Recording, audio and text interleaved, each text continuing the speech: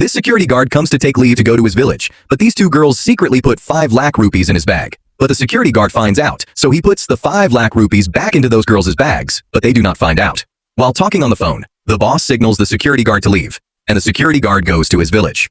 The boss sees that the payment is missing from the table. He asks the girls where the payment is. One of the girls says, "I think the security guard who just left must have stolen the payment." The boss says, "You both were sitting here. Where was your attention?" Then the second girl says, "Sir, we both were looking at the files." Then the boss says, "Then go and call him." The girl says, "Sir, you call him." He calls and says that the security guard who just left from here should be sent back to my office. And the security guard comes back to the office. The boss asks, "There were 5 lakh rupees kept here. Did you steal them?" The security guard says, "No, sir, I did not steal them." The second girl says, "If you did not take the money, then who took it? You are the only one who came into this office and then left this office. The 3 of us were sitting in this office, therefore you are the one who took the money." The security guard says, "I don't know who took the money, but I swear I did not take the money." Then the first girl says, "What a shameless person. He is lying to our faces." She says to the boss, "Sir, he is the one who took the money." The boss says, "I can understand that. When you saw such a large amount of money, you became tempted. Look, if you need money, tell me. I will give it to you. But return the stolen money to me. I have to give it to someone. That person is already on the way. If I do not give him this money, the contract can slip out of our hands. If the contract is lost, then you people will also not remain in this office because my company is already running in losses.